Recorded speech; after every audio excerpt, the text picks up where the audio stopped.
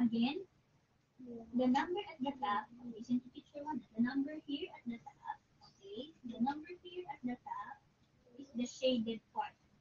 The number here is the total number of parts. Okay? So how many parts are you going to shade? 3 or 4? Very good.